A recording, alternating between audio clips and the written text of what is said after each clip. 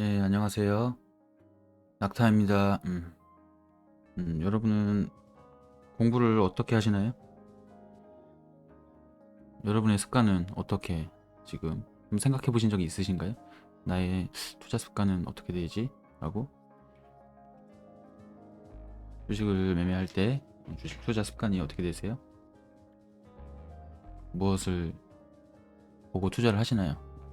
뭐 차트만 보고 매매를 하시는 분들도 있고, 기업만 보고 하시는 분들도 있고, 어떤 것들을 해야 할까요? 첫 번째로 기본적 분석이 아무래도 필요하겠죠? 재무적인 자료들을 보면서 기본 분석을 하는 거죠. 이 기본적 분석엔 뭐가 있을까요? 단기 순이익을 보셔야겠죠. 일정 회계 기간 동안 발생한 기업의 전체 수익에서 비용을 차감한 금액을 말하는 게 단기 순이익이잖아요. 그렇죠? 과거보다 미래의 단기 순이익을 보시는 게 맞고요. 두 번째로는 뭐가 있을까요? 시가총액을 봐야겠죠.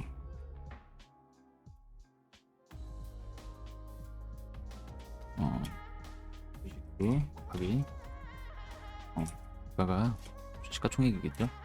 알고 계셨나요? 기업 정보 뭐 네이버에 치셔도 그 기업 정보 나옵니다. 나오고 여기 차트에 시가총액 다 종목마다 나오고 있고요. 반드시 알아야겠죠. 주식할 때 시가총액을 보셔야 됩니다.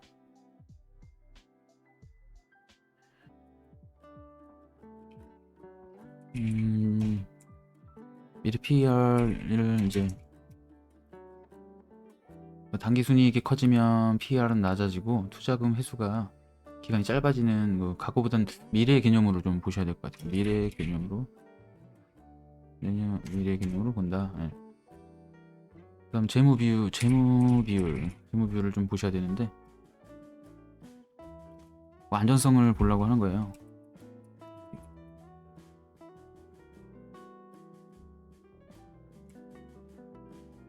보통 부채 비율을 많이 보죠. 부채 비율을 많이 보는데 부채가 얼마 정도 차지하고 있느냐 이거를 나타내는 게 이제 부채 비율이고요. 100%가 넘으면 안 좋아요. 그래서 부채가 많아 단기 갚으려고 하면 이제 망할 수도 있는 거겠죠. 부채 비율이 100%를 넘으면 안 좋다. 하지만 간단하게 또 뭐 있나요? 강좌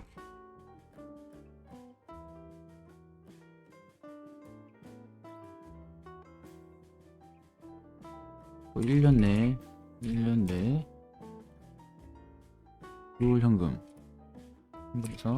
1년 내에 갚아야 할 부채 당장 비율이 되겠죠? 이거는 이제 100% 이상이면 좋아요.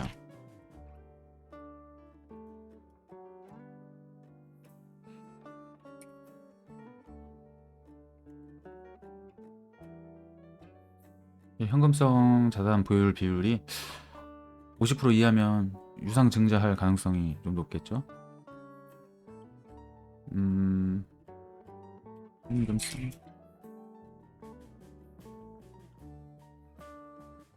10% 유상증자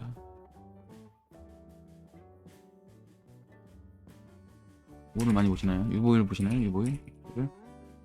유보율이 뭐였더라? 네, 기업의 잉여금을 맞나요? 잉여금을 납입 자본금으로 나누기 비율 맞나요? 오랜만에 공부하려니까 좀 힘드네요. 예전에 이런 거 많이 공부했었는데 이게 산에 얼마나 많은 자금을 보유하고 있는지를 알 수 있는 지표고 높을수록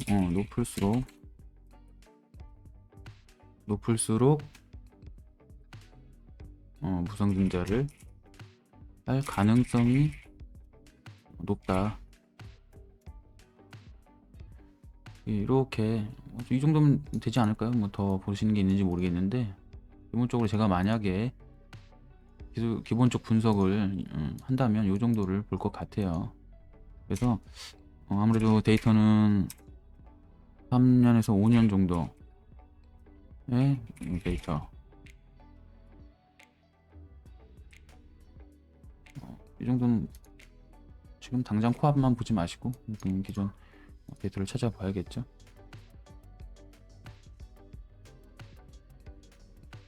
여기서 뭐 모르는 단어가 있다면 요새 뭐 네이버 뭐 검색하면 다 나오지 않을까요? 예.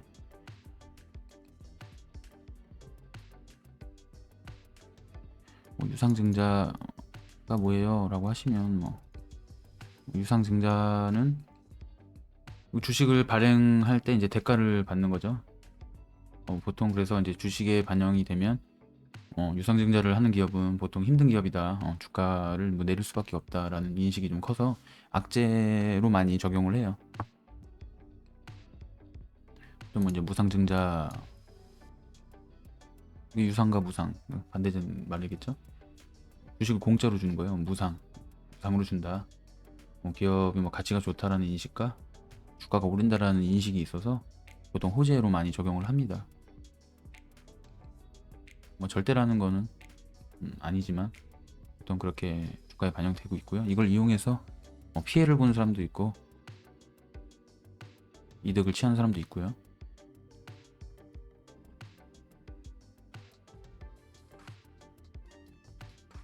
주식을 하면서 뭐 알아야 될 단어는 많이 없어요. 이런 것들 몰라도 주식을 하는데 뭐 전혀 문제되는 건 없고요. 이런 거 전혀 알 필요 없습니다.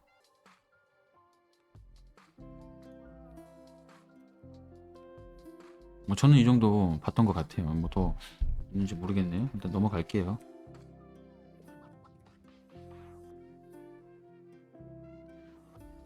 그 다음으로 이제 기술적 분석을 해야겠죠.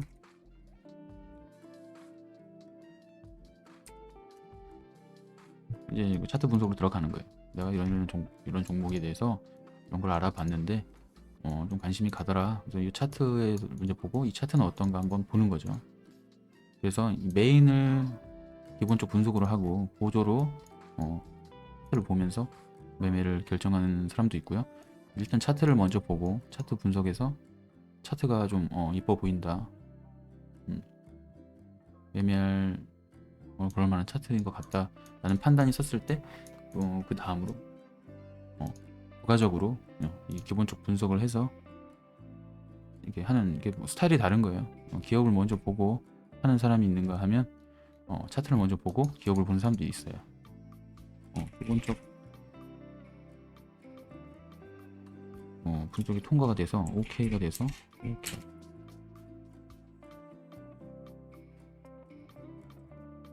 여기서 이제 저평가를 찾는 거죠. 저평가된 종목을 수익을 내는.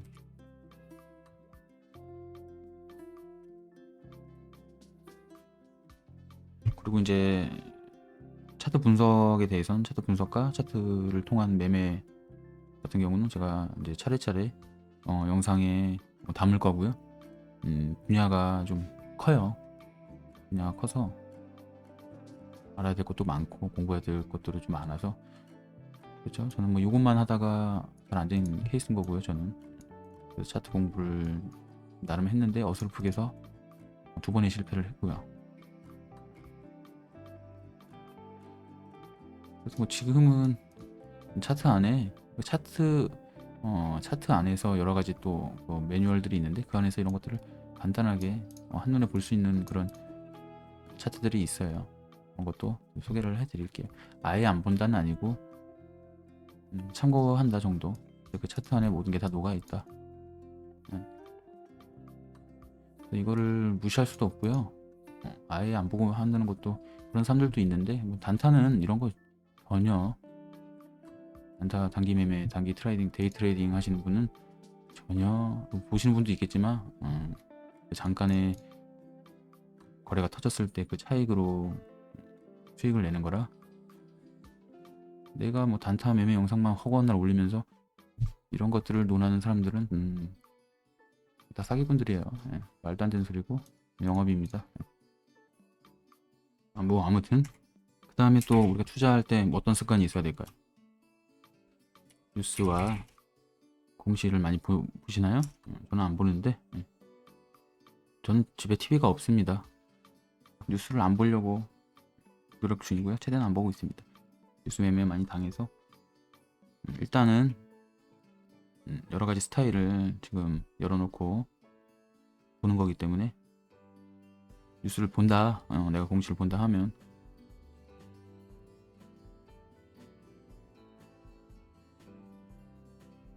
리스크가 적은 기업들은 3년 정도를 뭘 체크해야 될까요? 배당 좋죠. 배당주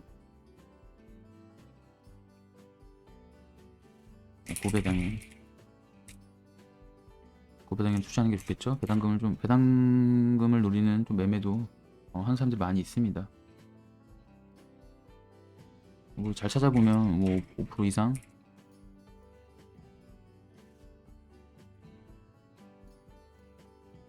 5% 이상 주는 배당주들도 많고요. 고배당의 전제는 기업이 돈을 잘 벌어야겠죠. 실적 체크가 필수입니다. 공시 우리가 확인하는 거 가장 많이 확인하는 거 뭐 있나요? 유상증자 가죠. 반드시 체크해야 되고요. 유상증자보다 더 안 좋은 것이 뭐 주식 관련 사채 발행인데 그게 악재로 좀 많이 나오잖아요, 그죠? 이런 건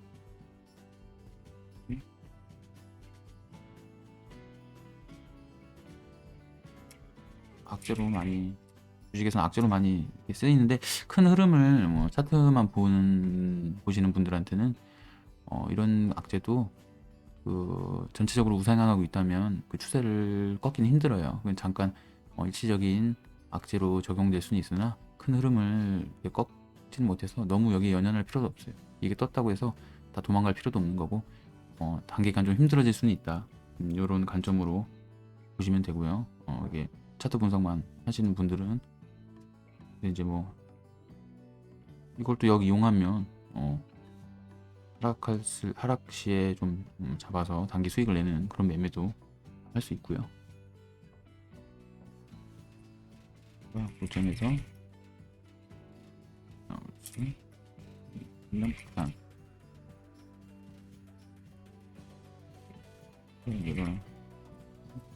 이거는 폭락을 하죠.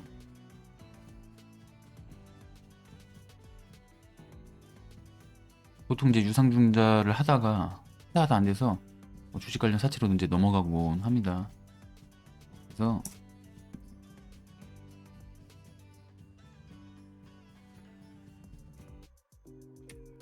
접근이 필요하다. 이게 이 종목이 유상증자를 했었던 그런 공시가 있었는지 사채 발행한 게 있었는지 보고 그 리스크를 감당할 수 있는지를 생각하고 보수적으로 접근을 좀 해야겠죠. 그 다음으로 뭐가 있을까요? 최대 주주 확인하죠. 주식수가 적으면 주가가 급등하죠.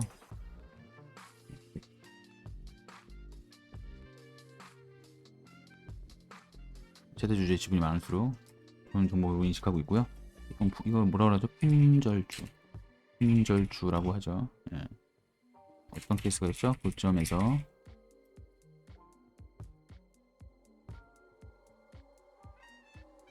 최대 주주가 자사 매도를 하는 건 악재로 보통 적용되고요. 그렇다면 저점에서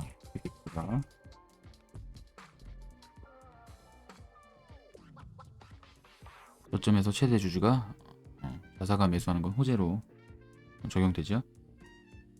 이 정도로 모르겠 다른 분들은 뭐 어떤 걸 뉴스와 공시를 확인하시는지 모르겠는데 제가 한다면 뭐 이 정도 더 있나요? 뉴스에서 뭘 많이 보시나요? 전 잘 안 보기 때문에 넘어가겠습니다. 예. 이런 것들을 다 봤으면 이제 매매 이유, 내가 이 종목을 사야 되는 이유, 근거가 있어야겠죠.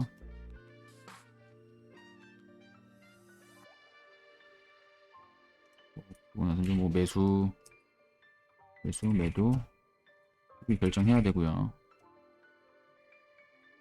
분할 매수를 할 것인지, 한다면 몇 분할로 할 것인지,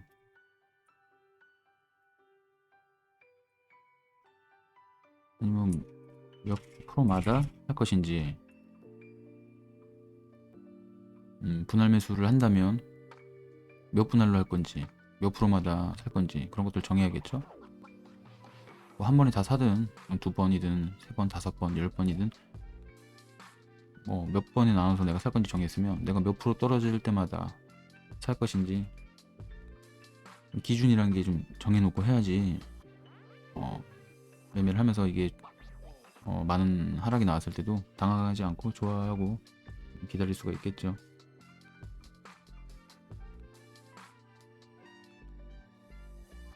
샀는데 다 못 샀는데 주가가 오르면 올라서 좋은 거 아닌가요? 예, 그렇죠? 내려가면 살 수 있어서 추가 매수를 할 수 있어서 좋고, 걱정이란 건 내가 생각한 계획대로 안 됐을 때 얘기예요. 애초에 내가 분할로 얼마큼 산다고 했고 그걸 다 샀어요. 그 다음에도 계속해서 빠지면 그때 이제 고민해 보면 되죠. 내가 이거를 비중을 좀 덜어낼지,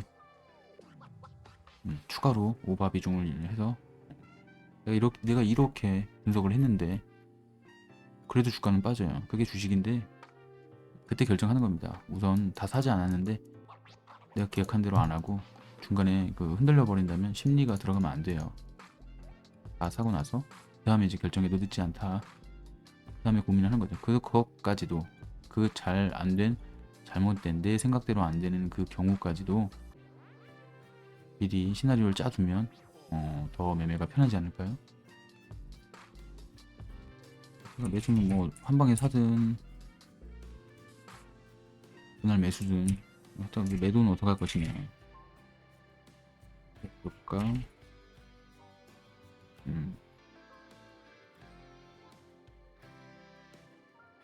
매도도 정해야겠죠.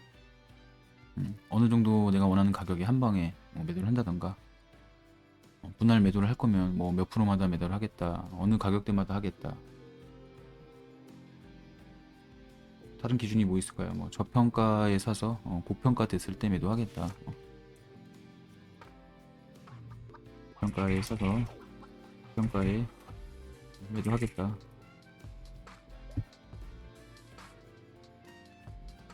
또 뭐가 있을까요? 뉴스가 나오면 기사가 뜨면 매도, 뉴스에 매도하는 거죠. 그러면 뉴스에 단타 개미들이 달려들 때 우리는 미리 저평가된 종목을 사서 그 개미들에게 물량을 넘기는 겁니다. 가장 아름다운 시나리오죠. 이런 매매를 한번 해보세요. 내가 세력이다 생각하고. 이 정도가 되겠는데, 매수해서 매도까지 종목에 대해서 알아보고 기업 분석을 통해서 차트까지 아름다운가, 타이밍은 어딘가 한번 훑어보고 결정을 하고, 뉴스와 공시도 찾아보면서 내일 이 리스크를 감당할 수 있을까, 토질 악재는 어떤 것들이 있을까, 경우의 수를 생각해 보면서 최종적으로 내가 이 종목을 사야 하는 이유, 어떤 것들의 매력에 내가 이 종목을 사려고 했는가, 살 거면 어떻게 사고 어떻게 팔 것인가. 저는 뭐 이렇게 매매를 했습니다. 그래서 여러분들은 어떻게 준비를 하고 어떤 것들을 보고 매매를 하시나요? 여러분들은 이런 것들을 혹시 저보다 더 많이 보시는지,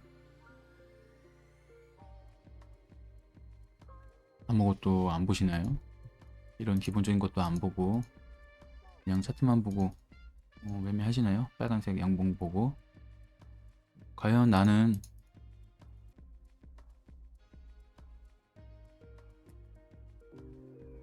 낙타 너와 나는 무엇이 다른가? 여러분들은 어떤 걸 보고 매매하시나요? 더 좋은 게 있다면 좀 알려주세요. 저도 배우고 참고하겠습니다. 그래서 주식을 처음 시작하는 사람이면 일단 하지 말라고 하겠죠? 근데 하고 싶어 한다면 이런 식으로 접근을 유도를 할 것 같아요. 나중에 결국에는 안 보지만요. 그래도 어느 정도 기본적인 단어들은 알아야 되고, 누군가와 이 대화를 할 때 대화가 돼야 되잖아요. 기본적인 것들은 몰라도 주식하는데 문제는 없지만 알면 손해되는 건 없습니다. 이런 기본적인 것들도 모르면서 매매를 하려고 하는데, 과연 그 차트 공부, 난 차트 매매를 하겠어 라고 하는 사람들 하루아침 몇 달 만에 이게 될까요? 이런 기본적인 것들도 숙지를 안 하려고 하는 사람들은요, 차트 매매도 역시 단계를 뛰어넘을 겁니다. 차례차례 하지 않을 거고요. 그래서 하려면, 어설프게 할 거면 하지 말아라, 이게 결론이네요. 차례차례. 여유는 있는 자가 부리는 거잖아요, 그죠? 계단을 하나씩 하나씩 이 거기를 밟아야 여기로 올라갈 수가 있어요.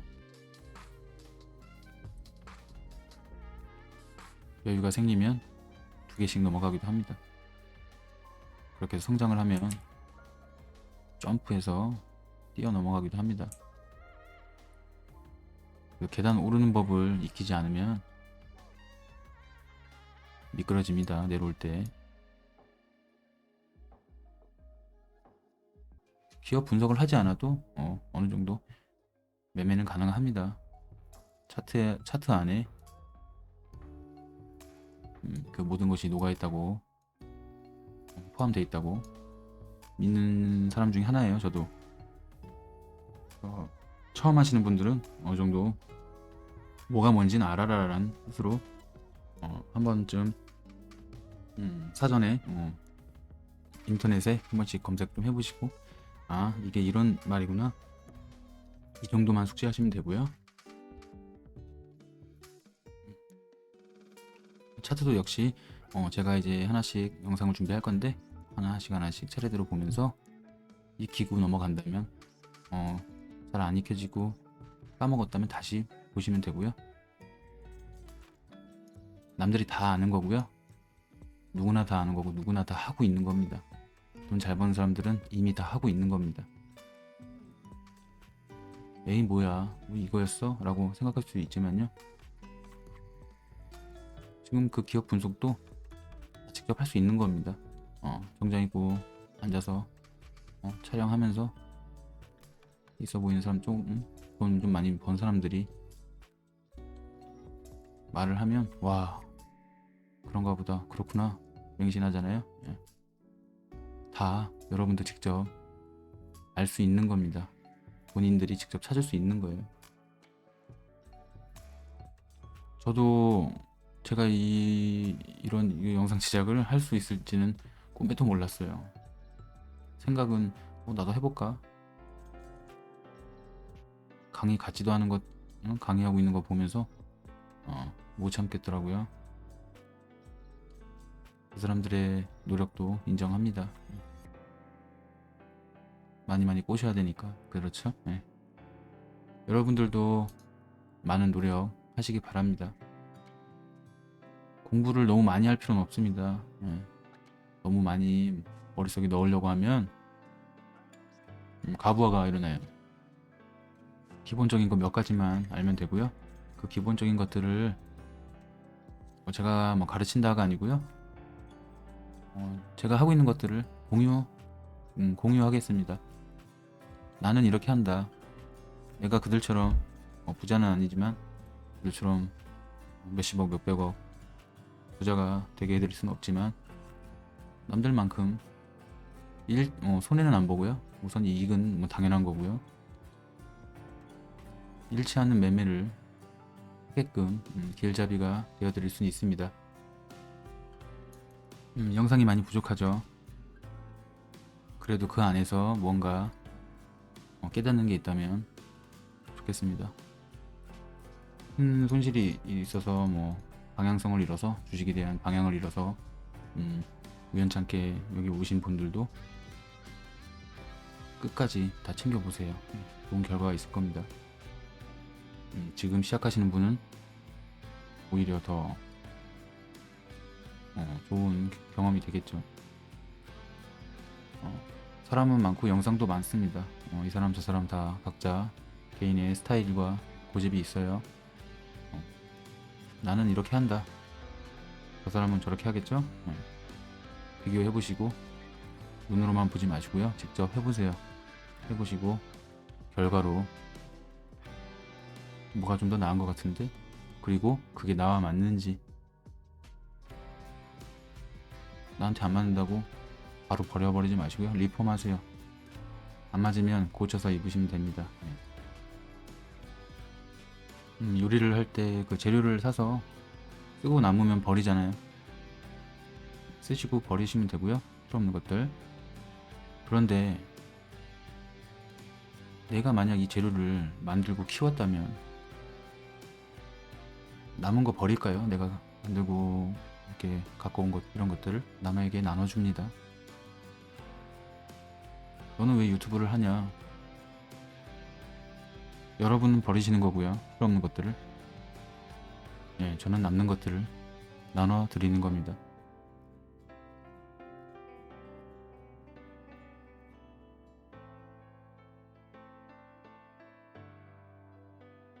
다음에 또 좋은 영상으로 찾아뵙겠습니다.